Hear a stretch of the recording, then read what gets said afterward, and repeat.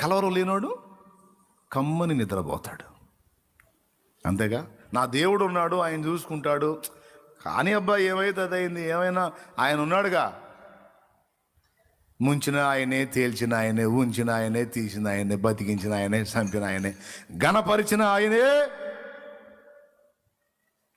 అవమానానికి అప్పగించిన ఆయనే అని నిజంగా నిశ్చయంగా నువ్వు నమ్మినట్లయితే హాయిగా నిద్రపోతావు. నువ్వు నిద్రపోకుండా నువ్వు ప్రెజర్ అనుభవిస్తున్నావంటే అనుకుంటాడు దేవుడు, ఇంత కాదేశ్ పక్కన బ్యాచ్ అనుకుంటాడు.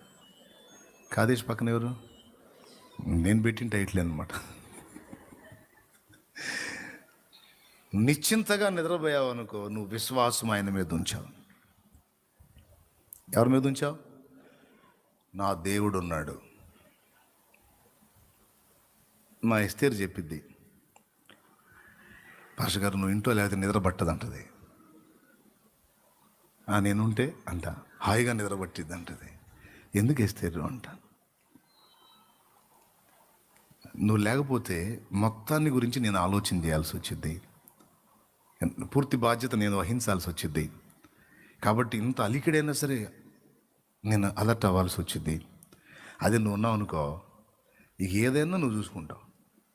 కాబట్టి హాయిగా నిద్రపోతా అంటది ఆమె. ఆ మాట చెప్పినప్పుడు ఇప్పుడు నా భార్య గురించి గొప్ప కోసం నేను చెప్పట్లే, వెంటనే నేను నా ప్రభువుని గుర్తు చేసుకున్నా.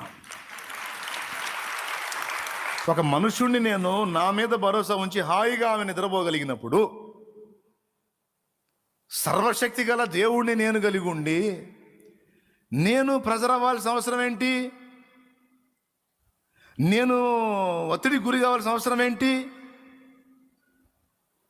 అంటే ఆయన బలహీనుడైతే నేను ఆలోచించాలి, శక్తిహీనుడైతే ఆలోచించాలి. ఆయన లేకపోతే లేనివాడైతే నేను నిద్రలు గాయాలి. ఆయన ఉన్నవాడు,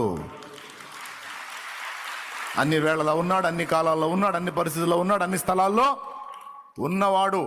ఇప్పుడున్నాడు, నిన్నున్నాడు, మొన్న ఉన్నాడు, భూమి పుట్టక ముందున్నాడు, ఆది అన్నది లేనప్పుడు ఉన్నాడు, రేపున్నాడు, ఎల్లుండున్నాడు, రాకడలో ఉన్నాడు, ఆ తర్వాత 1000 ఏళ్ల పాలనలో ఉన్నాడు, ఆ తర్వాత నిత్యత్వం అంతా ఉన్నాడు, ఉంటాడు, ఉన్నవాడు.